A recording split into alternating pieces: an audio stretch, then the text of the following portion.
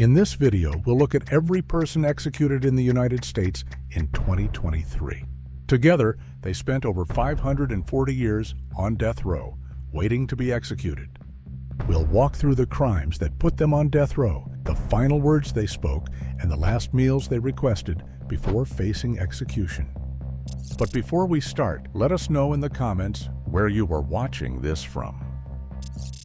On January 3, 2023, Amber McLaughlin was executed by lethal injection. But the story behind that sentence began more than 20 years earlier in St. Louis, Missouri. On November 20, 2003, Amber McLaughlin, then known as Scott McLaughlin, waited outside Beverly Guenther's workplace. Their relationship had been rocky for a long time, full of breakups, restraining orders, and angry visits. And even after they broke up, Scott kept showing up, uninvited. Just 2 days earlier, Beverly had gotten another protective order to try and keep Scott away after he broke into her house. But unfortunately, this didn't stop him. That night, Scott waited in the dark until Beverly left work. As she walked toward her truck, he struck, knocking her to the ground and keeping her right there in the parking lot. Then came the knife. Again and again, he stabbed her, blood splattering across the pavement in a violent blur of rage. When it was over, he dragged Beverly's body into her car and drove off. His plan was to dump her into the river, but the thick brush along the bank made it impossible. So he left her there in the weeds, barely hidden, and climbed back into the car. But one of the tires had gone flat, so he didn't get far. Instead, he laid down and slept inside the vehicle just feet from the riverbank and from Beverly's lifeless body. The next day, Scott scrubbed the car's interior with bleach, trying to erase what had happened. But bleach couldn't fix guilt, and by that afternoon, it was eating him alive. He started to spiral, panicking more by the hour. Eventually, he asked someone to drive him to a hospital in St. Charles, saying he needed medication. But it was too late. The police were already waiting. As soon as Scott stepped through the hospital doors, they moved in and took him into custody. Charged with first-degree murder, forcible rape, and armed criminal action, Scott's trial unfolded in 2006. The jury found him guilty. But when it came time to decide death or life, they couldn't agree on the punishment. In Missouri, the judge can step in if the jury deadlocks, and that's exactly what happened. The judge sentenced Scott to death. While on death row, Scott transitioned from male to female and started to use the name Amber. Years later, she became the first openly transgender person to be executed in the U.S. She spent 16 years on death row. For her last meal, Amber asked for a cheeseburger, French fries, a strawberry milkshake, and peanut M&Ms. Her final statement was simple: "I am sorry for what I did. I am a loving and caring person." On January 3, 2023, the state carried out her execution by lethal injection in Missouri. She was pronounced dead at 6:51 p.m. Amber McLaughlin was 49 years old. Oof, that crime was just cruel, and that was only the beginning. Let's continue with the next execution scheduled just a week later. What did he do? On the evening of November 9, 1994, in Atascocita, Texas, Fratta had dinner with her estranged husband and ex-cop, Robert, and their children. On the surface, it looked like a normal night. Just two separated parents going through the motions for their kids. After they ate, Robert dropped the younger two off at the church nursery and took the oldest to catechism class. Meanwhile, Farrah had a haircut scheduled. She came home afterward, pulling into her garage as darkness settled over the neighborhood. But she never made it inside. Just as she stepped out of her car, a man stepped out of the shadows and fired twice. The shots hit her in the head. Farrah collapsed next to her car and died there without ever seeing who pulled the trigger. The shooter was 18-year-old Howard Guidry, a hired gunman. He jumped into a waiting getaway car driven by Joseph Pristash. But the one who set everything in motion, the man behind the plan, was Robert Fratta, a former public safety officer. Robert had spent months ranting to anyone who'd listen, friends, gym buddies, co-workers, saying he wanted his wife gone.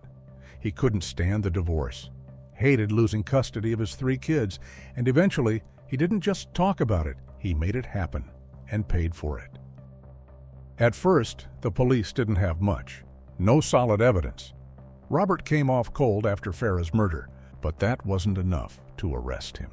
The case stalled until months later, when Howard was caught during a bank robbery and found with a gun that matched the murder weapon used on Farah. That changed everything. Later, the girlfriend of the getaway driver came forward, and the truth unraveled fast. Both Joseph and Howard confessed. But they didn't say it was random. Their stories pointed to the one person who'd set it all in motion, Robert. He promised Howard $1,000 to carry it out, and Joseph was offered even more, $2,000 and a Jeep, just to help set the plan in motion. Robert was arrested in early 1995 and charged with capital murder. At trial in 1996, the jury didn't need long to decide. He was guilty, and they sentenced him to death. Howard Guidry and Joseph Pristash were also sentenced to death, but no execution date has been scheduled as of right now, and they remain on death row. On January 10, 2023, after 14 years on death row, Robert was led into the death chamber at the Huntsville unit. He declined to make a final statement and wasn't allowed to choose a special final meal. He had what the other prisoners had that day. After the drugs started to flow, he was pronounced dead at 7:49 p.m. Robert Fratta was 65 years old. And just 2 days later, another inmate faced the same fate. But what did he do? Let's take a look. On October 18, 2003, in Depew, Oklahoma, Scott Eizember broke into the house across from his ex-girlfriend's, planning to wait until she came home. He was furious at Kathy Biggs for tipping off the police about a protective order violation, and he wanted revenge. But the house he chose didn't stay empty for long. AJ and Patsy Cantrell, the elderly couple who lived there, returned home and walked straight into a nightmare. Inside, Scott was waiting with their own shotgun aimed at them. There was a tense exchange, no chaos at first. Somehow, things calmed enough that Scott lowered the gun. That's when AJ saw his chance. He lunged for the shotgun, fired it, and hit Scott in the hand. But in the chaos, the blast also struck Patsy, killing her instantly. That was the moment everything spiraled. Enraged and bleeding, Scott wrestled the shotgun back and beat AJ until he collapsed. Then he dragged both of them into the bathroom, leaving AJ barely breathing beside his wife's lifeless body. But Scott wasn't done just yet. He came with a plan and wanted to execute it. He crossed the street with the shotgun still in his hand and barged into Kathy's house. Her son, Tyler Montgomery, spotted him and tried to flee, but Scott shot him in the back. He then beat Kathy's mother, Carla Wright, with the gun. Even though he was wounded, Tyler managed to stumble outside, climb into his truck, and drive off in a desperate attempt to escape. But Scott wasn't letting go. He jumped into the bed of the truck, hanging on, as Tyler swerved wildly, trying to shake him off. Scott shot him again before Tyler crashed into a pole and fled on foot, bleeding and terrified, searching for help. Scott ran in the other direction, eventually hitching a ride, but when the driver got suspicious, Scott fired a shot at him too before bailing out and disappearing once more. For 11 days, Scott vanished into the woods, staying just out of reach. He stole clothes, grabbed a pistol, and took whatever supplies he could from nearby homes, slipping past the police again and again. He found a car outside a church and took it but ran out of gas soon after. He ditched it and stuck out his thumb, hoping a stranger would get him one step farther from justice. That's when Dr. Sam Peebles and his wife Suzanne spotted him on the side of the road and offered him a ride. But once he got inside the car, Scott pulled a pistol on them and forced them to drive toward Texas. For hours, he threatened to kill them if they resisted. But during a stop in Texas, Sam fought back and managed to shoot Scott with his own revolver. Scott wrestled the gun away and beat Sam, then tried to shoot Suzanne, but the gun jammed, so he hit her instead and fled into the night. Wounded and desperate, Scott stumbled into a convenience store where someone noticed his injuries and called the police. There was nowhere left to go. When officers arrived, they took him into custody and rushed him to the hospital. After he recovered, he was shackled, placed under guard, and sent straight back to Oklahoma to face the justice waiting for him. At trial in 2005, Scott was convicted of first-degree murder for killing A.J., second-degree felony murder for Patsy's death, and multiple assault charges for his attacks on Tyler and Carla, and ruled the murder was especially heinous. Therefore, they sentenced him to death. After spending 18 years on death row, he requested a medium-rare ribeye steak with 2 sides of fries as his final meal. While strapped to the gurney at the Oklahoma State Penitentiary on January 12, 2023, Scott gave his final words. "I'm at peace. My conscience is clear, completely. I love my children." As the drugs began to flow, he mouthed, "I love you," to his daughter sitting in the witness room. He was pronounced dead at 10:15 a.m. Scott Eizember was 62 years old. Now let's fast forward to February 2023, when Wesley Ruiz was scheduled to be executed. What did he do to deserve the death penalty? On March 23, 2007, in Dallas, Texas, the sun was starting to set when 2 plainclothes officers spotted a red and gray Chevy Caprice slipping through traffic. The car had chrome wheels and dark-tinted windows, just like the vehicle described in a recent homicide bulletin. That's when their instincts kicked in. But they didn't light it up, not yet. They called for backup and shadowed the car as it slipped off the freeway into West Dallas. Mark Nix was one of the officers who answered that call. He rolled in behind the Caprice with his lights flashing and dash camera rolling. For a second, it looked like the driver was going to stop. But then, without warning, the tires screamed and the car tore off into the night. What started as a routine stop had turned into a high-speed pursuit, and Mark wasn't backing off. Then the driver of the Chevy lost control. The car hit a curb hard and spun out, sliding backward down a shallow slope before coming to rest just feet from a chain-link fence. Mark didn't hesitate. He pulled up fast, bumper to bumper, and jumped out. His pistol was in one hand, his baton in the other. But when he reached the passenger side, he dropped the gun to the pavement, freeing both hands to swing. He raised the baton and brought it down, again and again, hammering the dark-tinted window until a small hole cracked through the glass. And that's when the shot came. It tore through the rear window and the bullet hit Mark's badge. The metal shattered and a razor-edged fragment punched through his chest, cutting through his carotid artery. He collapsed before he could even make a sound. Behind him, officers shouted and returned fire as Mark hit the ground. They pulled him back to safety, calling out for SWAT, but it was already too late. When it was over and the gunfire stopped, they approached the car. The man behind the wheel was Wesley Ruiz. He was unconscious, slumped over, bleeding. In his hand, still gripped tight, was the pistol that had taken Mark's life. There was no one else inside. Wesley was arrested on the spot and charged with capital murder. At his 2008 trial, the jury took less than an hour to decide, and he was sentenced to death. For the next 15 years, he sat on death row, appealing his case without success. Then came February 1st, 2023. At the Huntsville unit, Wesley was led into the execution chamber. He wasn't allowed a final meal request and ate whatever was served that day. As the IV lines were connected and the clock ticked down, he used his last words to look back. "I would like to apologize to Mark and the Nix family," he said. "I hope this brings you closure. To my kids, stand tall and continue to make me proud. Don't worry about me. I'm going to be okay." At 6:41 p.m., Wesley Ruiz was pronounced dead. He was 43 years old. And less than 1 week later, the next execution was scheduled. Let's find out what Leonard Taylor did and what his final moments were like. On December 3, 2004, police forced their way into a locked house in Jennings, Missouri, after neighbors grew worried about the silence and the pile of unopened mail on the porch.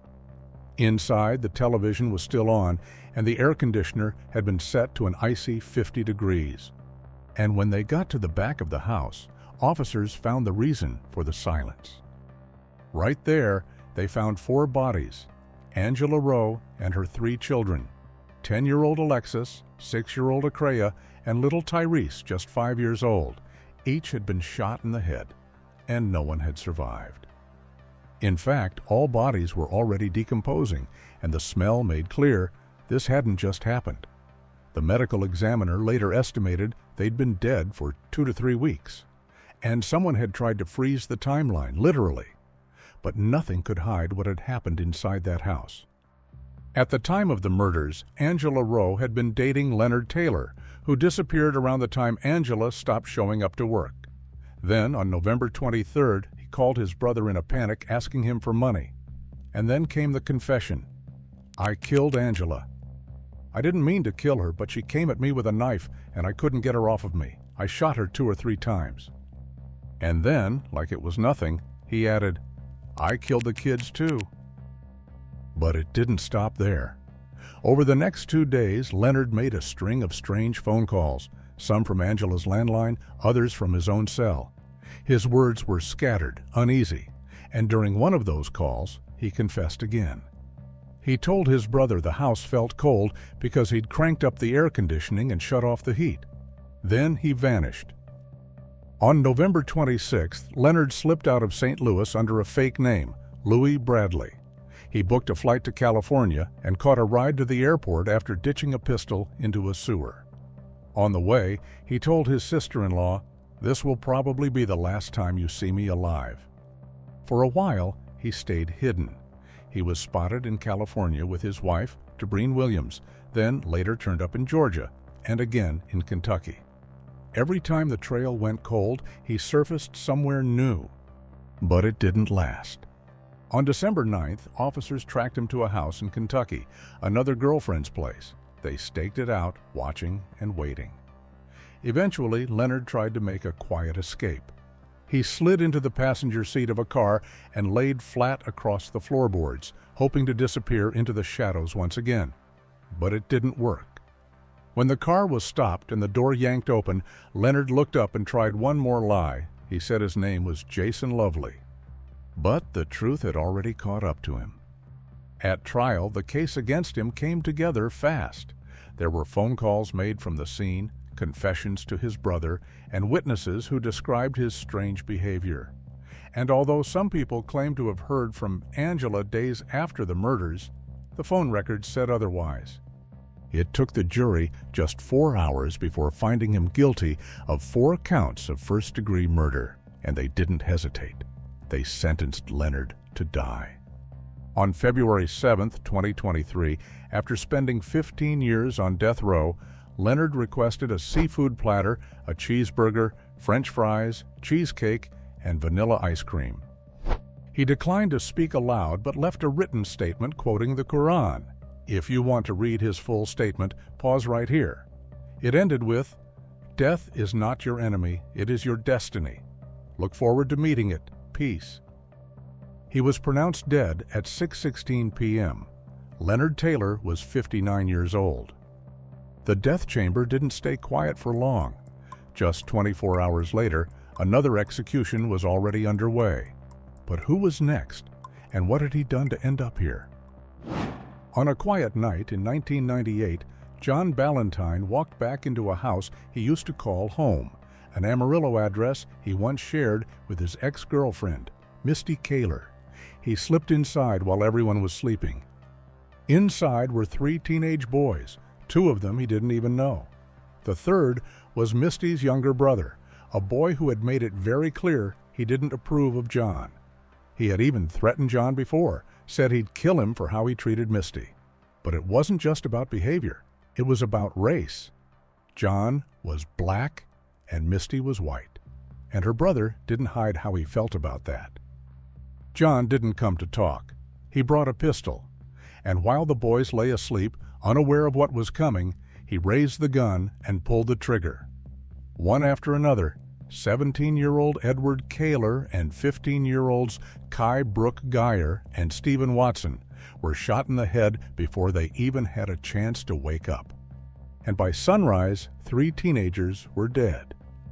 John was 30 at the time, and he didn't deny what he'd done. He confessed.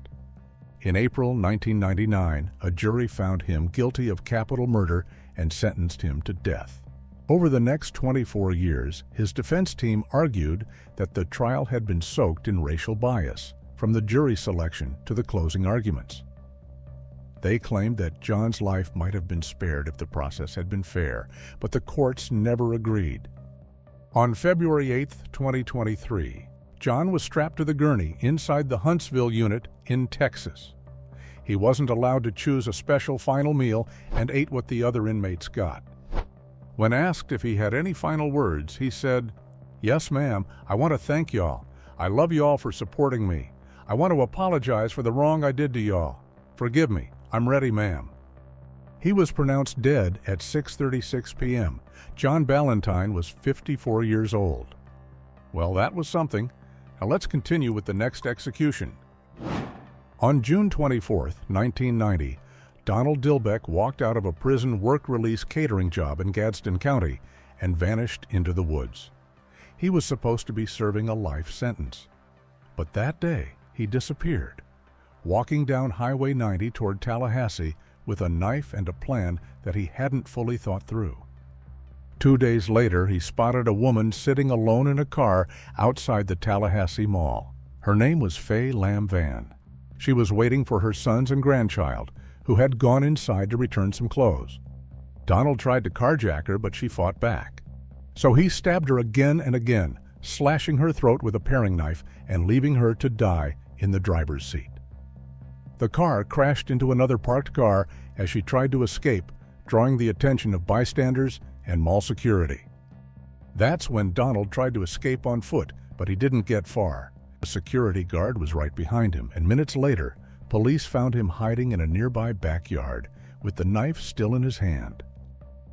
And Faye wasn't the first life he'd taken. Back in 1979, Donald was just 15 when he was caught sleeping inside a stolen car at a beach park in Fort Myers. A sheriff's deputy, Dwight Lynn Hall, responded to the call. It should have been routine. But when he tried to make the arrest, Donald bolted. The deputy chased him down and tackled him, but during the scuffle, his gun slipped from its holster. Donald got to it first and shot him dead. That should have been the end of it, and he was sentenced to life. But in 1990, through a series of low-security placements, he got out again and killed again. In March 1991, he was sentenced to death. On the morning of February 23, 2023, after spending 32 years on death row, Donald followed his usual routine, spoke with his spiritual advisor, and waited. For his last meal, he requested fried shrimp, mushrooms, onion rings, butter pecan ice cream, pecan pie, and a chocolate bar. When the curtain opened at Florida State Prison, Donald looked calm. His final words were a mix of reflection and rage. "I know I hurt people when I was young. I really messed up. But I know Ron DeSantis has done a lot worse. He's taken a lot from a lot of people. Ron DeSantis and other people like him can suck our dicks." At 6:02 p.m., the execution began, and 11 minutes later, at 6:13, Donald Dillbeck was pronounced dead. He was 59 years old. As one case ended, another one was already moving toward the same outcome just 2 weeks later. But what happened? On September 21, 2009, Gary Green sat alone in his Texas apartment, staring at 2 handwritten letters. They were from his wife, Lavetta Armstead. The words were calm but firm. She told him it was over and that he needed to move out. That she loved him, but it was time to do what was best for her and her children. But Gary didn't walk away. He picked up a pen and wrote a response of his own, only his letter wasn't filled with heartbreak. It was soaked in rage. In it, he warned that 5 people would die that night, Lovetta, her 3 children, and himself. Then he grabbed the knives. He started with 10-year-old Jemaine. She was in her bedroom when he tied her up and taped her mouth shut. Then he led her down the hall into the master bedroom, where Lovetta was reading the very letter he had just written. That's when it all unraveled. What happened next stretched out for more than an hour. He stabbed Lovetta over and over more than 25 times until the fight left her body. Then he turned back to Jemaine. He dragged her into the bathroom, filled the tub, and held her under the water. She fought, she kicked, but eventually she stopped. Later, Gary told investigators that he couldn't bear to watch her, so he turned his head away. Then he cleaned himself up, put on a fresh set of dress clothes, and drove off to pick up Lovetta's 2 sons, 12-year-old JT and 10-year-old Jarrett, from a youth event at church. The boys were confused. Their mom usually picked them up, but Gary smiled, said nothing, and brought them home. Back at the house, he gave JT and Jarrett simple instructions. Gary told JT to go take a shower and Jarrett to change into his pajamas. Nothing seemed out of place until Gary called Jarrett into the kitchen to talk about school. That's when he pulled out the knife. From the bathroom, JT heard screaming. He opened the door and saw his stepfather forcing Jarrett inside, a knife pressed against his throat. Gary slammed the door shut and locked it behind them. Then he sat on the bathroom counter, laid 3 knives out beside him, and looked at the boys. Calmly, he asked why he shouldn't kill them too. Jarrett begged for their lives. He said they were too young. He promised to stay quiet and promised not to tell. But Gary didn't listen. He drove the knife into Jarrett's stomach. JT tried to stop him but missed. Gary paused for a moment, then calmly told them he'd changed his mind. He said he wouldn't kill them. Instead, he led them down the hall into the master bedroom. There, he showed them their mother's body. He told them it had to be done, that she was going to leave him, and he loved her to death. Before leaving, Gary went to the dresser and changed into clean clothes again. He handed JT a few pills and told him to call 911 after he was gone. He said he planned to take his own life. Then, like it was just another goodbye, he made both boys hug him one by one before walking out the door. The boys did exactly what he told them. They called 911, then ran from the house, pounding on a neighbor's door, screaming that their mom and sister had been murdered. Police arrived within minutes. In the bedroom, 2 letters sat side by side on the bed. One was from Lovetta, the goodbye note to Gary. The other was his response that laid out his plan. "You asked to see the monster, so here he is," it read. "There will be 5 lives taken today, me being the 5th. But Gary didn't go through with that last part. At 2:15 a.m., just hours after the murders, he walked into a nearby police substation with his mother and brother by his side. He told officers everything, how he heard voices, how he believed his wife and her children were plotting against him. He thought that if he killed them all, they'd be reunited in heaven. At trial, there was no room for doubt. Jurors saw the taped confession. They read the letters. They listened to the testimony from the surviving boys. And in November 2010, Gary Green was convicted of capital murder and sentenced to death. He spent the next 13 years on death row. On March 7, 2023, at the Huntsville unit, Gary Green was served his last meal and led to the execution chamber. Strapped to the gurney, he gave his final words. "I took not 1, but 2 people that we all loved, and I had to live with that while I was here. I ask that you forgive me, not for me, but for y'all. You have to forgive me to heal and move on." He was pronounced dead at 7:07 p.m. Gary Green was 52 years old. The guards didn't have much time to rest, as the next inmate was already waiting for his turn just 2 days later. But what did he do? On June 20th, 1992, inside a small brick house on Brownstone Lane, 6 people waited. The plan was supposed to be simple. Trade a few kilos of cocaine for quick cash, then everyone walks away. But the 3 men who walked through the door had no intention of paying. Arthur Brown Jr. walked in first. Marion Dudley and Tony Dunson followed close behind. They didn't knock. They didn't ask. They came armed, ready, and without mercy. As soon as they were inside, the guns came out. They tied everyone up, face down on the floor. No one knew yet just how far this was going to go, but the men who stormed that house didn't come to leave witnesses. Then the gunfire started, quick, cold, execution style. One after another, they were shot in the head. When the shooting stopped, 4 people were dead: Jose Tover, Frank Farias, Audrey Brown, and Jessica Quinones, just 19 years old and 7 months pregnant. 2 others lay wounded but alive. And when they found the strength to speak, they named the men who had done it. By the time police got there, the house was soaked in blood, and Arthur was already gone. While families grieved and detectives chased leads, he disappeared, drifting from state to state under fake names, always just out of reach. But he couldn't hide forever. On October 23, 1992, officers tracked him to an apartment in Alabama. His luck had run out. He stood trial in 1993, and the jury didn't waste any time. Arthur and Marion were found guilty of capital murder and sentenced to death, while Tony got life. Marion Dudley was executed in 2006, and Tony will be eligible for parole in 2027. On March 9, 2023, the Supreme Court denied Arthur's final request, and hours later, he was strapped to the gurney in Huntsville. He wasn't allowed to choose a special final meal, but he did give a last statement. "What is occurring here tonight is not justice," he said. "It's murder of an innocent man. I have no further words." At 6:37 p.m., the drugs began to flow. Arthur Brown Jr. was pronounced dead minutes later. He was 52 years old and had spent 30 years on death row. Now let's fast forward to April 2023, when the next inmate was scheduled to be executed.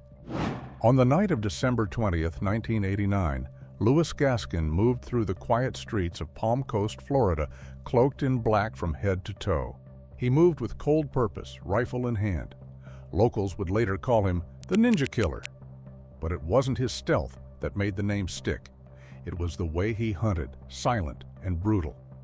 At the edge of town, Robert and Georgette Sturmfels were winding down for the evening. Robert sat back in his recliner, unaware that death was watching from the shadows. Georgette was nearby, resting on the couch. Through a back window, Louis raised his .22 caliber rifle and pulled the trigger 5 times. Robert never had a chance. He slumped in his chair as Georgette screamed and scrambled. She was hit too, but still breathing. Louis reloaded, walked to the house, stepped closer, and ended it with a final shot to her head. But he wasn't finished. A few hours later, he targeted another home, Joseph and Noreen Rector's. They were watching TV when bullets tore through the walls. Joseph took a round in the hip, and chaos erupted. The couple fled into a closet, holding their breath as Louis broke in through a back window. When he couldn't find them, he tore the place apart. But just as he circled back around, Joseph and Noreen made a break for their car. Louis opened fire again as they sped off, but missed. When the police arrived, they found the house ransacked, drawers pulled out, belongings scattered. He hadn't just come to kill, he came to take. And just like that, Louis vanished into the dark. It took 10 days before the police finally caught up with him. On December 30th, Louis was arrested. A tip had come in from his girlfriend's cousin, who said Louis came home that night bragging about stolen Christmas presents. That clue cracked everything open. At first, Louis denied everything. But later he confessed to the Sturmfels murders, to the attack on the Rectors, even to another killing back in 1986. He told police he had urges to kill and that the victims were chosen at random. In July 1990, Louis Gaskin was convicted of 2 counts of first-degree murder and 2 counts of attempted murder, and he was sentenced to death. He spent 33 years on death row, filing appeals that never went anywhere. On April 12, 2023, the state of Florida carried out his sentence. For his last meal, he requested barbecue pork ribs, buffalo wings, turkey neck, shrimp fried rice, French fries, and water. His sister came to visit, but no spiritual advisor stood by his side. In his final moments, no one from the victims' families attended the execution. Strapped to the gurney, Louis gave his final words. "Justice is not about the crime. It's not about the criminal. It's about the law." He was pronounced dead at 6:15 p.m. Louis Gaskin was 56 years old. With the April executions completed, the next one was scheduled for May 3rd. Let's take a look at what this death row inmate did. The morning of March 31st, 1986, started out quiet in Panama City. 24-year-old Rebecca Went was stretched out by the pool, soaking up the sun outside her apartment. It was supposed to be just another peaceful day. But nearby, hidden behind trees and shadows, someone was watching her. 19-year-old Darryl Barwick had been hanging around the complex. Another tenant, Susanna Capers, noticed him pacing, eyes scanning the area. She was sunbathing too, and saw him head toward Rebecca's unit. Minutes passed. Then Darryl reappeared, walking back across the complex, slipping into the woods without a word. That evening, Rebecca's sister walked through the door and froze. Rebecca lay still on the floor, wrapped in a comforter, soaked in blood. The apartment was a mess. Bloody footprints tracked across the floor, fingerprints left behind by someone who didn't belong. Her swimsuit had been shifted. Her hands were torn up with defensive wounds. The autopsy would later count 37 stab wounds, most to her chest and arms. There were no signs of sexual assault, but tests revealed a semen stain on the comforter. The DNA didn't leave much room for doubt, and Darryl fell into the tiny percentage of the population who matched it. At first, he denied everything, but after his arrest on April 15th, his story changed. Then it broke entirely. He told police he'd watched Rebecca that morning, then returned home for a knife. He paced outside her apartment 3 times before finally working up the nerve to follow her inside. He said it wasn't supposed to happen like that. He just wanted to steal something, anything. But when she saw him and fought back, something in him snapped. The first stab came fast, then another, and another. He kept going, long after she hit the ground. Soon after, Darryl was charged with first-degree murder, armed burglary, attempted sexual battery, and armed robbery, and the judge made it official. Darryl was sentenced to die. He spent 31 years on death row, appealing every chance he got, but the evidence held, and by May 3rd, 2023, 36 years after the crime, time had run out. His final meal came that morning: fried chicken, mac and cheese, black-eyed peas, rice, and cornbread, with Coke to drink and ice cream for dessert.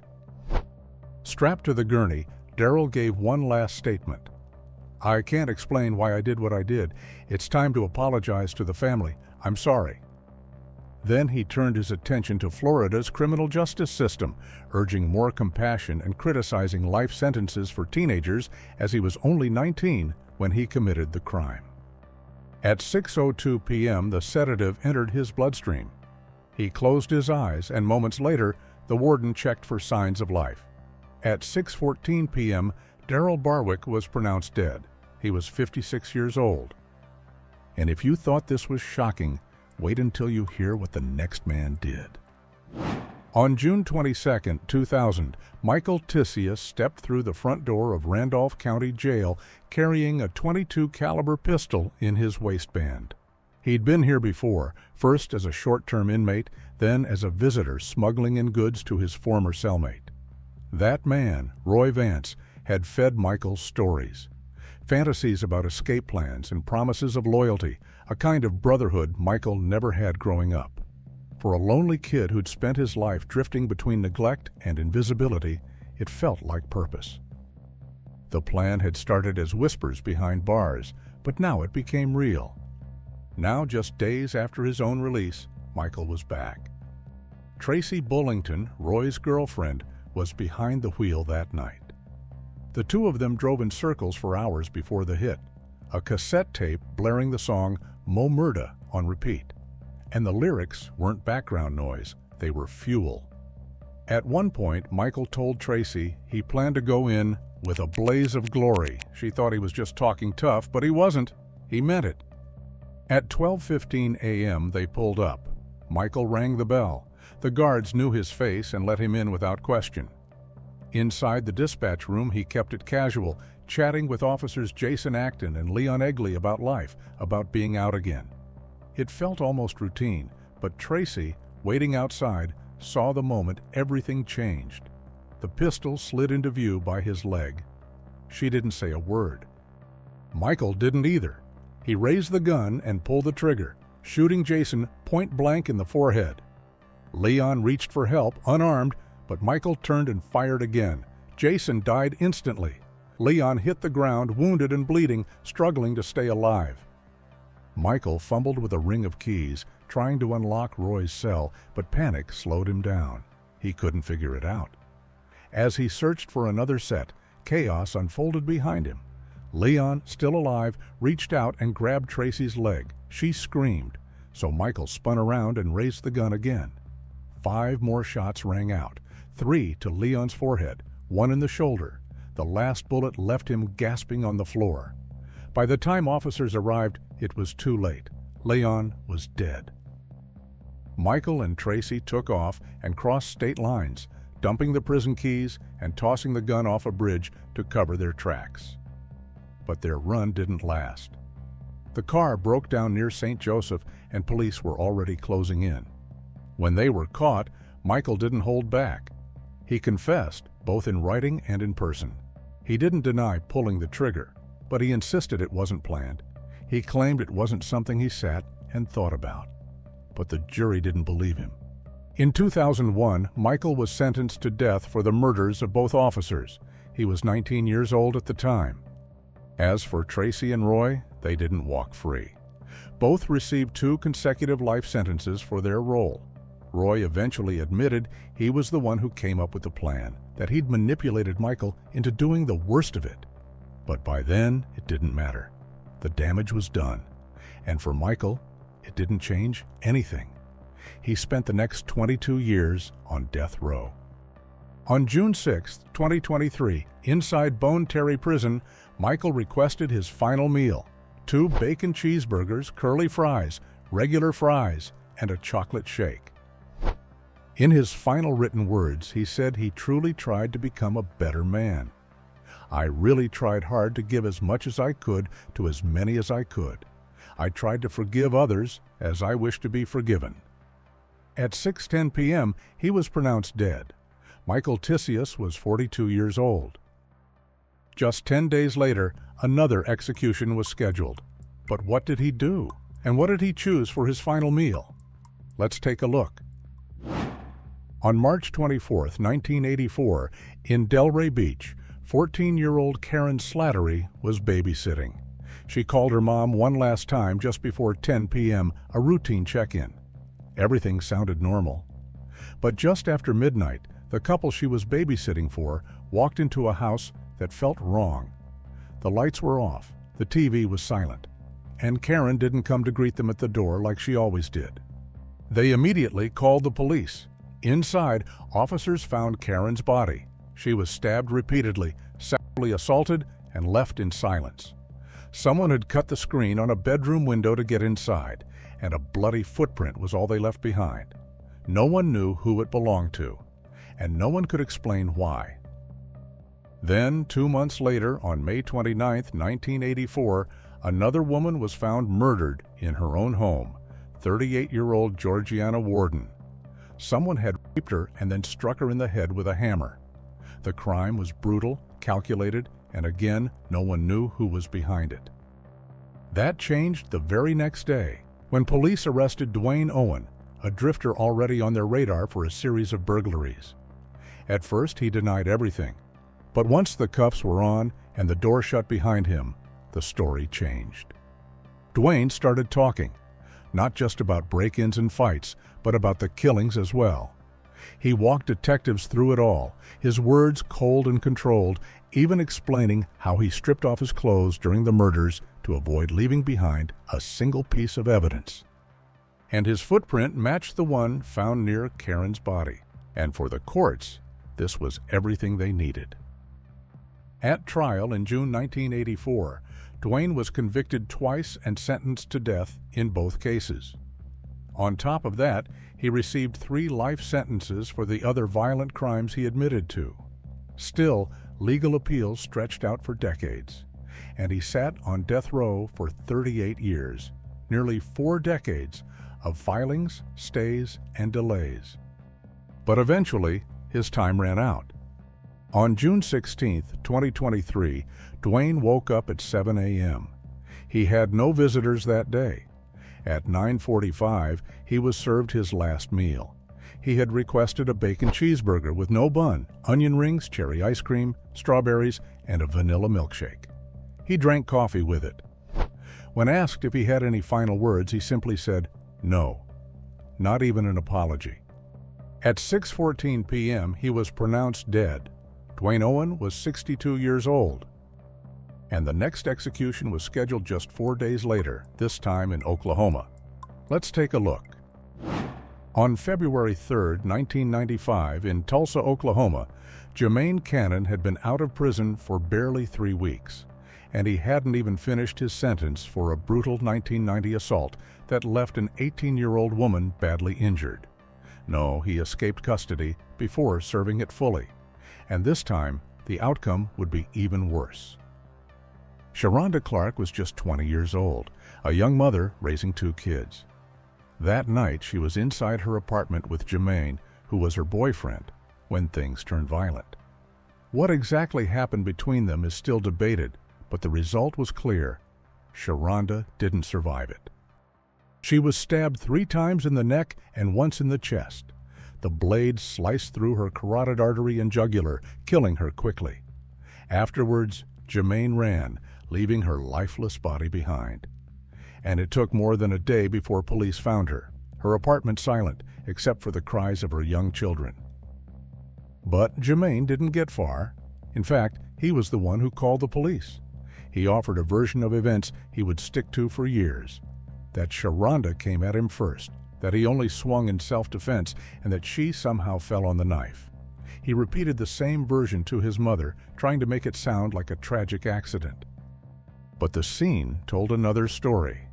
There were signs of a violent struggle, broken objects and scattered belongings, and no clear evidence that Sharonda had ever held a weapon.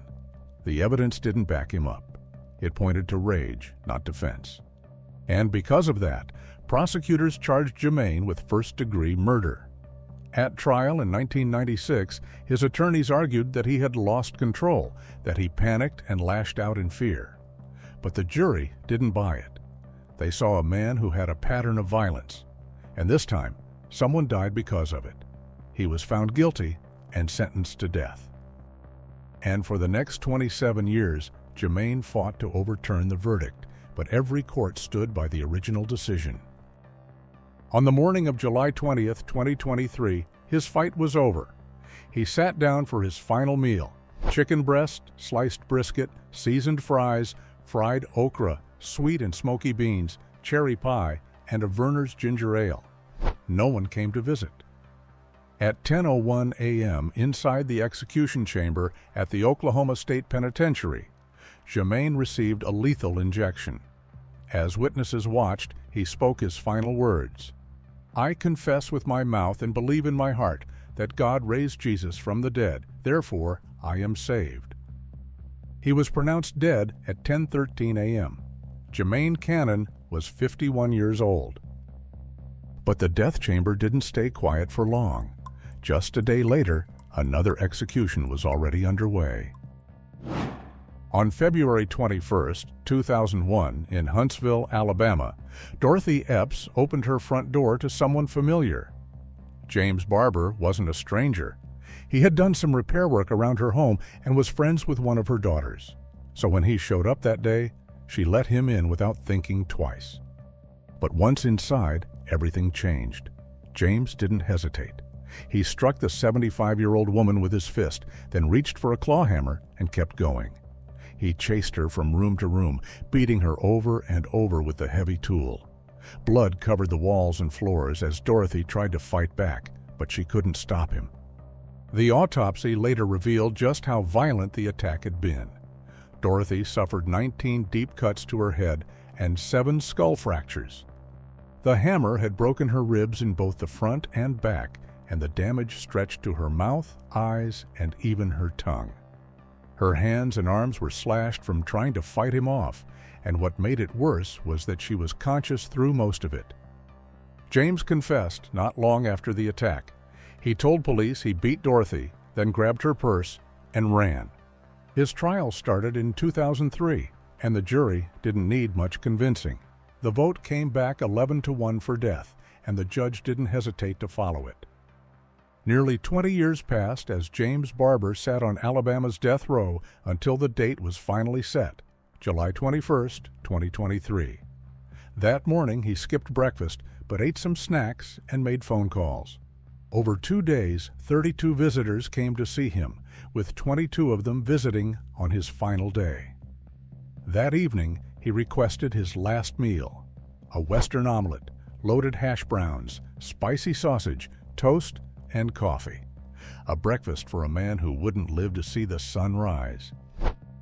Just before 2 a.m., in the execution chamber at Atmore, officials asked if he had any final words. James looked up and said, "I forgive you for what you are about to do." Then he turned toward the victim's family. "I want to tell the Epps family I love them. I'm sorry for what happened. No words would fit how I feel." He was pronounced dead at 1:56 a.m. James Barber was 64 years old. The next execution was scheduled for 2 weeks later. But what exactly did he do? On the morning of July 26, 2002, 6-year-old Casey Williamson disappeared from her family's home in Valley Park, Missouri. It was just after sunrise. She had been playing in the kitchen when her father stepped into the bathroom. But when he came back out, she was gone. At first, they thought maybe she was hiding. But as minutes turned to half an hour, panic set in. Something was wrong. By that afternoon, the town had turned into a search grid.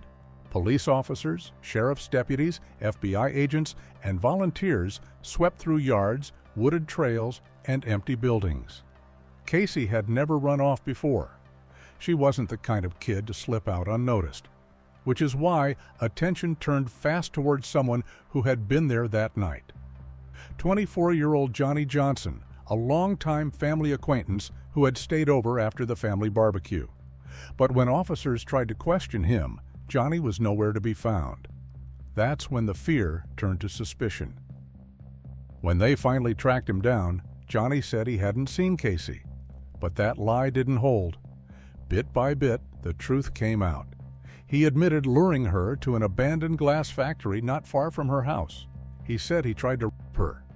And when she fought back, he grabbed a rock and smashed her skull. She died there in a cold, dark pit less than a mile from where she lived. One of the volunteers searching for her made the heartbreaking discovery. Johnny had only been out of a psychiatric hospital for 6 months. His lawyers claimed he was mentally ill, that he suffered from schizophrenia, and couldn't tell right from wrong. But the prosecution painted a different picture. They pointed to how he'd lied to police, tried to hide what he'd done, and avoided getting caught. This wasn't a man lost in delusion, they argued. This was a man who knew exactly what he was doing and did it anyway. In 2005, a jury found Johnny guilty of first-degree murder, and he was sentenced to death. He received 3 additional life sentences for attempted rape, kidnapping, and armed criminal action. On August 1, 2023, inside the prison at Bonne Terre, Johnny made his final meal request: a bacon cheeseburger, curly fries, and a strawberry shake. Before the execution, he wrote a short note: "God bless. Sorry to the people and family I hurt." But that wasn't all. In a strange final claim, he told staff he was a vampire and warned that the devil would end the world if he was killed. At 6:33 p.m., after spending 18 years on death row, he was pronounced dead. Johnny Allen Johnson was 45 years old. Now let's continue, as just 2 days later, the next execution was carried out in Florida. On the night of April 20th, 1988, Patricia Miller was at home alone in Melbourne, Florida. She was a 41-year-old nurse winding down her evening, unaware that someone was climbing through her bedroom window. The man didn't know her, but he brought a knife, and once inside, he raped her, beat her with a hammer, and tied her up with shoelaces. When it was over, he set the bed on fire and slipped away into the dark. No fingerprints, no witnesses, and the case went cold fast. It stayed that way for 9 years until the same man strangled his estranged wife, Linda Barnes, in nearby West Melbourne. She had filed a restraining order against him, but he didn't care. He strangled her, stuffed her body in a closet, and stayed inside her home like nothing had happened, until deputies found him the next day. He didn't even try to run. They arrested him on the spot and later sentenced him to life without parole. His name was James Barnes. In 2005, years into his life sentence, James converted to Islam.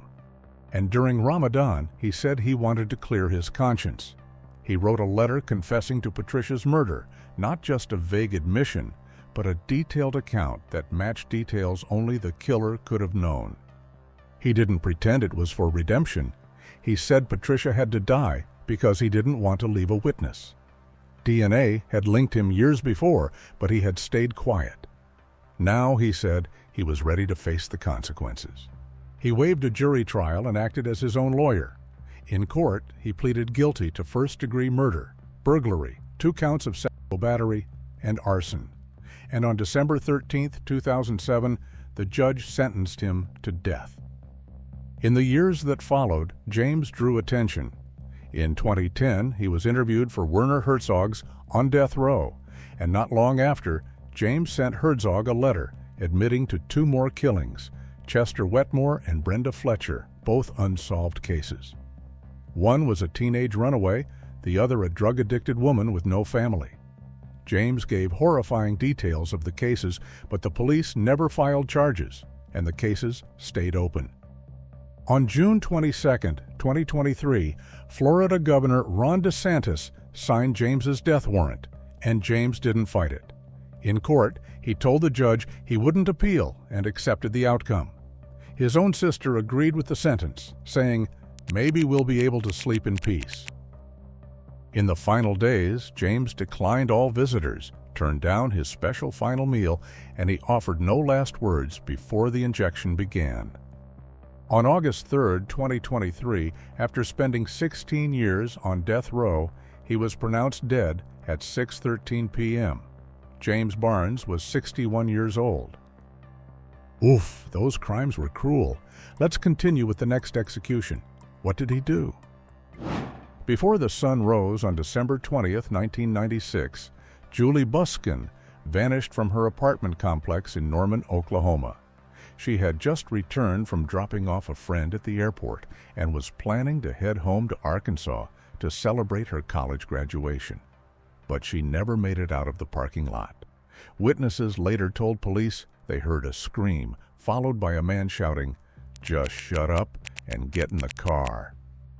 That same afternoon, a fisherman made a grim discovery at Lake Stanley Draper. Julie's body lay along the shoreline. She had been raped, badly beaten, and shot once in the head. She was just 21 years old, a ballet dancer whose life was stolen before it even began. For years, the case sat cold. Detectives followed leads, tested DNA against a string of suspects, but came up with nothing every time. But in 2004, a break finally came. Advances in forensic technology linked DNA from Julie's underwear to Anthony Sanchez, a convicted burglar already serving time behind bars. At the time of the crime, Anthony had been just 18, but he didn't confess. And even with the DNA match, the ballistic links, and the Nike shoe prints, he stuck to his story. He was innocent. His lawyers pointed to his mental health and argued that his judgment had been clouded, but the jury saw it differently. In 2006, they convicted him of rape, sodomy, and first-degree murder, and they sentenced him to death. In the years that followed, Anthony kept fighting. He changed his story, claiming from death row that his own father had committed the murder. But his father had already taken his own life, so that claim couldn't be tested. He said the DNA was wrong, that the system failed him. But court after court pointed to the same evidence, and none of his appeals stuck. On the morning of September 21, 2023, after nearly 3 decades of grief and courtroom battles, the case reached its final chapter. Anthony chose a last meal of chicken fried steak, fried okra, mashed potatoes with gravy, a roll, sweet tea, and apple pie with vanilla ice cream. At 10:08 a.m., the first dose of the lethal injection was given. Lying on the gurney, Anthony used his last words, taking aim at his former attorneys and briefly thanking the few who had stood by him all this time. His final statement ended with, "I'm innocent. I didn't kill nobody." At 10:19 a.m., Anthony Sanchez Castillo was pronounced dead. He was 44 years old. And just 2 weeks later, another inmate faced the same fate. But what did he do? Let's take a look. In June 1996, Michael Zack walked out of jail with nothing but rage behind his eyes and no intention of staying out of trouble. Over the next 9 days, he tore across Florida in a spree that started small, with stolen guns and a pickup truck, but quickly spiraled into something much darker. Beneath the surface, the violence had always been there, and it didn't take long for it to explode. On June 13th, he met 40-year-old Lori Russillo at a bar on Okaloosa Island. She thought he was just another drifter, someone to share drinks, drugs, and a few hours with. She approached him and struck up a conversation. Before long, they left together in the Honda Michael had stolen. The plan, at least on the surface, was to find a quiet spot and use cocaine. But things quickly escalated. As they drove, Lori grew uneasy. Something about Michael set her off, and she demanded to be let out. She reached for the door. That's when Michael veered off the main road, slammed on the brakes, and pulled over. Lori tried to get away, but he attacked her. He smashed her head into the passenger side door, then yanked her out of the car and slammed her head against the frame. When she went down, he didn't stop. He kicked her, beat her, and eventually wrapped his hands around her neck until she stopped breathing. Afterward, Michael dragged her off the side road and tried to bury the evidence, literally. He kicked some sand over her, thinking it would hide what he'd done. But when investigators found her, the scene spoke for itself. Her tube top was torn and slung low on one hip. Her pants had been pulled down to her ankle, but her socks and shoes were still on. Michael claimed she had undressed herself before losing consciousness, but the forensic evidence said otherwise. A semen sample was recovered, too small for a full DNA profile, but enough to raise doubts about every word of his story. What happened wasn't an accident, and it wasn't over yet, because less than 24 hours later, he did it again. This time, it was on Pensacola Beach. Michael met 31-year-old Ravone Smith at a local bar. They drank together, smoked marijuana, and when she invited him back to her place, he followed. But what started as a casual hangout turned into something else entirely. Once inside her home, Michael hit her with a bottle, dragged her to the ground, raped her, then stabbed her 4 times in the chest with an oyster knife. When it was over, he ransacked the house, grabbed whatever valuables he could carry, and vanished. 3 days later, police found him hiding in an abandoned house in Panama City. He didn't resist. In fact, he confessed. Openly, almost matter of fact. He told them about Lori, about Ravone, about the robberies and the lies. He even talked about his past. He spoke of abuse and neglect. And when he was just 11, he watched his mother die after being stabbed by his 16-year-old stepsister. That trauma never left him. And his defense leaned hard on that history: fetal alcohol syndrome, lifelong instability, and untreated mental illness. But none of that erased the brutality of what he'd done. In 1997, a jury convicted him of Ravone's murder, and he was sentenced to death. He spent the next 26 years on death row. During his time on death row, he met his wife while in prison and married her. On October 3, 2023, Michael declined a special last meal. He met with his wife and his spiritual advisor, and when asked for his last words, he faced the witnesses and simply said, "I love you all." At 6:14 p.m., Michael Zack was pronounced dead. He was 54 years old. Now let's continue with the next one. On October 4, 2000, outside a shopping mall in Plano, Texas, Jedidiah Murphy waited with a gun at his side and a plan in his mind. He watched as 80-year-old Bertie Cunningham returned to her car, unaware that her afternoon shopping trip would be the last thing she ever did. Jedidiah walked up and forced her inside at gunpoint. Then he climbed in behind the wheel and pulled away like nothing was wrong. But the nightmare was just beginning. Somewhere along the way, he pushed Bertie into the trunk and shot her. But he didn't stop there. Instead of fleeing or hiding the evidence, he spent hours behind the wheel with her body in the back, driving around like nothing had happened. He even stopped to pick up his niece and two of her friends from school. Bertie was dying in the trunk while her killer played chauffeur. Using the money he stole from her purse, he bought the kids motorized scooters, acted like the fun uncle, and kept driving. But eventually, he had to get rid of Bertie, so he drove to a shallow creek and pulled her out. She was still breathing when he tossed her in like garbage and left her to die. Then he drove off, using her credit cards to buy alcohol, beer, and whatever else caught his eye. He was still drinking when the police closed in, and when they did, the evidence was everywhere. Bertie's blood, her car, her credit cards, all of it tied back to him. In June 2001, the jury didn't hesitate. They found him guilty of capital murder and gave him a death sentence.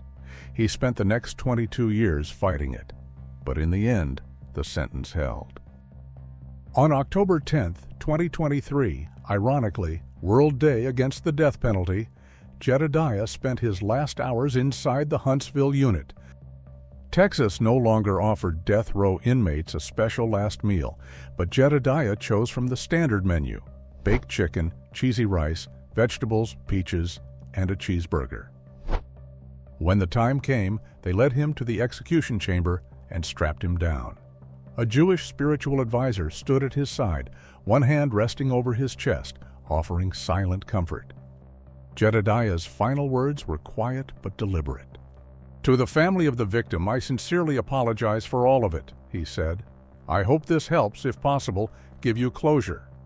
Then, before the drugs flowed into his veins, he began a lengthy recitation of Psalm 34, which ended with him saying, "The Lord redeems the soul of his servants, and none of those who trust in him shall be condemned." Jedidiah Murphy was pronounced dead at 10:15 p.m. He was 48 years old. Well, that was something. Now let's continue with the next execution. On April 26, 1990, Brent Brewer and his girlfriend, Christy Nystrom, were drifting through Amarillo, Texas, with no money and nowhere to go. A few weeks earlier, Brent had been released from a state hospital after his grandmother found a suicide note in his bedroom. He'd been battling with major depression, severe anxiety, and substance abuse.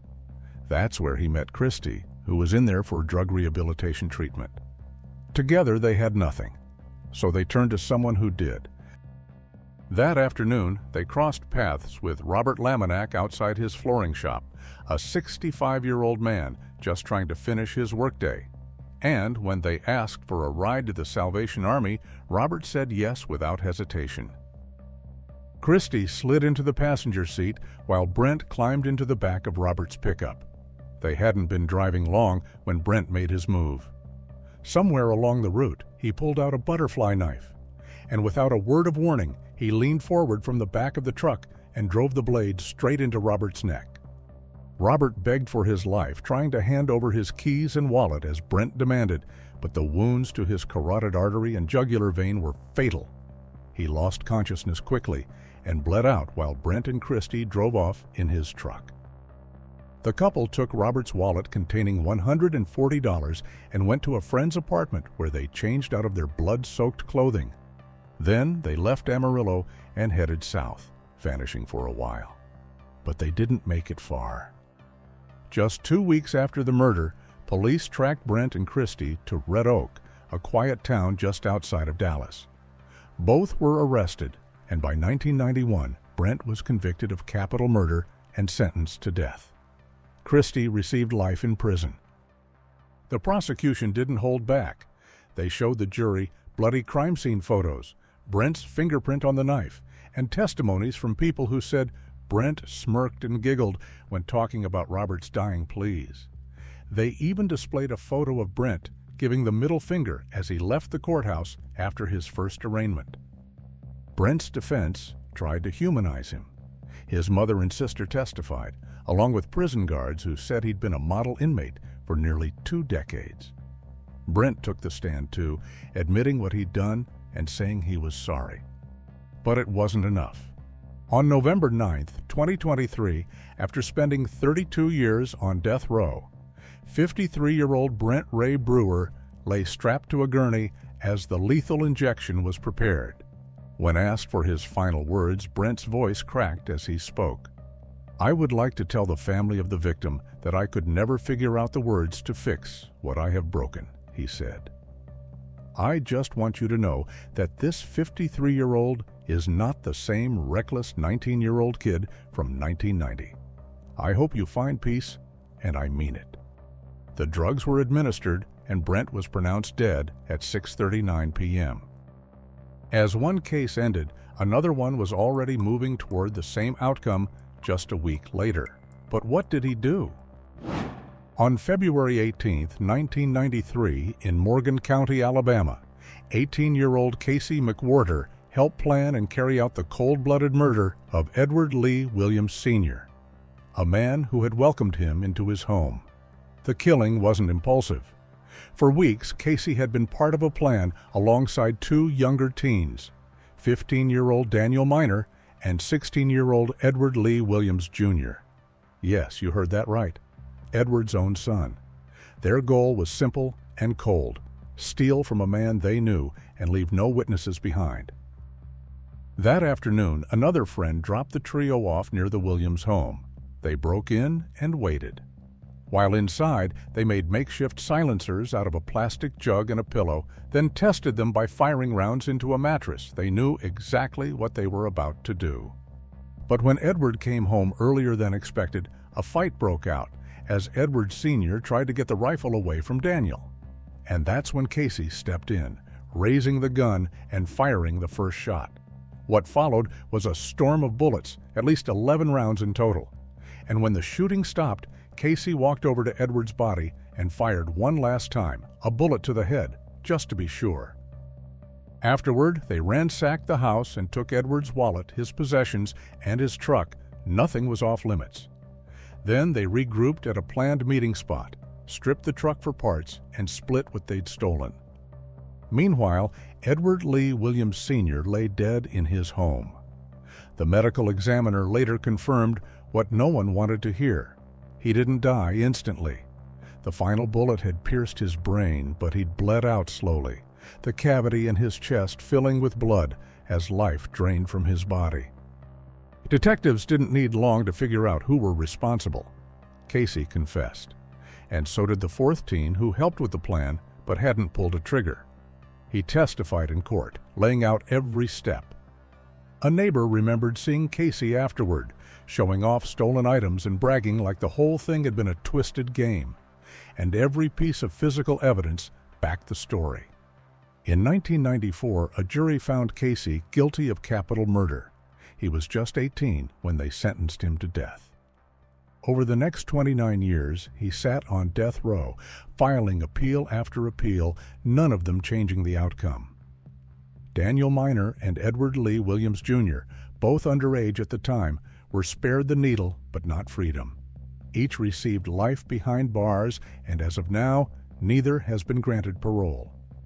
In the final days before his execution, Casey McWhorter reflected on his actions. The man who once boasted about murder now showed regret. He said he wished young people would take a breath before doing something they can't undo. Anything that comes across them that just doesn't sit well at first, Take a few seconds to think that through, he said.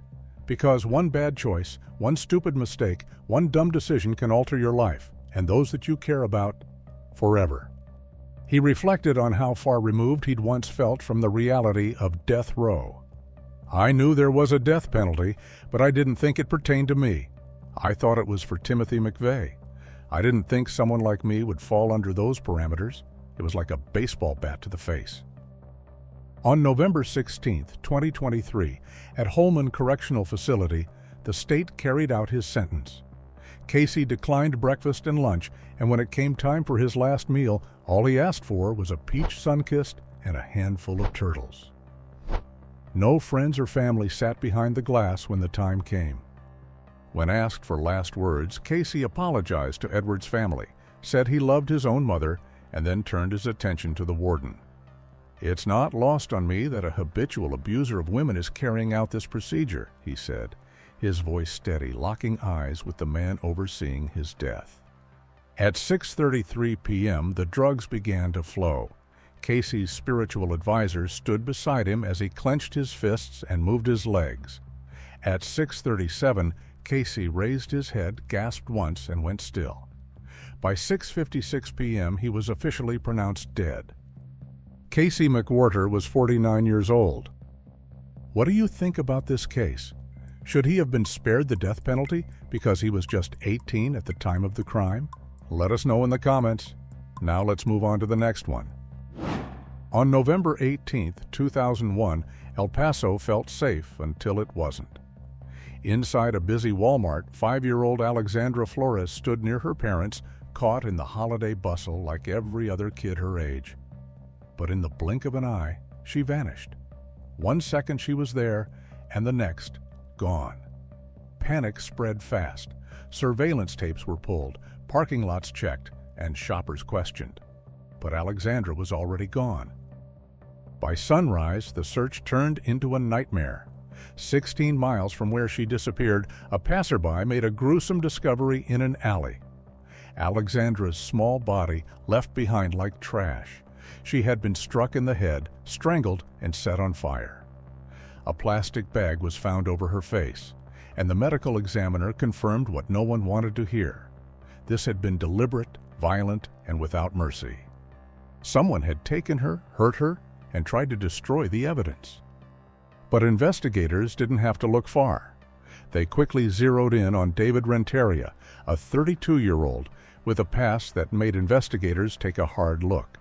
A Walmart security guard stepped forward and remembered speaking with him that day while his van had been left running outside the store. And surveillance footage backed it up, showing a man, dressed like David, walking out hand in hand with Alexandra. Then came the evidence. Alexandra's blood was found in the van, and the plastic bag over her face carried a clear palm print, David's. And this wasn't the first time he'd hurt a child. He was already a registered sex offender, on probation for molesting an 8-year-old girl just 2 years earlier. Still, after his arrest on December 3rd, David tried to deflect blame. He claimed the killing was done by a gang member named Flacco, someone he'd supposedly met in prison, and that he'd only helped because they threatened his family. He said he was just the middleman, a pawn, but jurors didn't see a pawn. They saw a predator who'd lied before and was lying again. In 2003, a jury found David Renteria guilty of capital murder and sentenced him to death.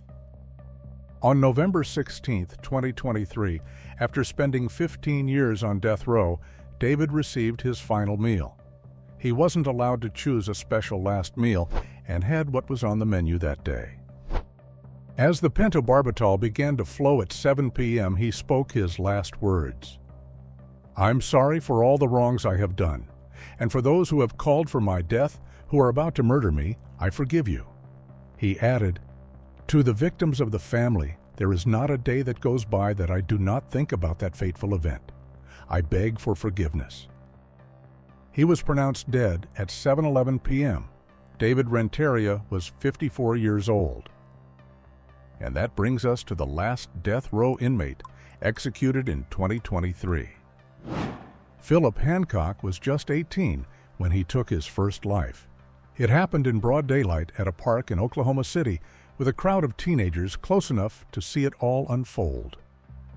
The victim was Charles Lester Warren, a 27-year-old local dealer with a reputation for violence. According to Phillip, Charles had been beating him over a stolen ring. That day, he said, was just the breaking point. Phillip pulled a rifle and opened fire. 5 bullets hit Charles, and 2 other people standing nearby were wounded in the chaos as well. A jury heard the details and decided it wasn't cold-blooded murder, but it wasn't self-defense either. They called it manslaughter and handed down a 4-year sentence. But in the end, Phillip served less than 3. For nearly 2 decades, he managed to stay out of prison. He found work, built a life, and stayed quiet.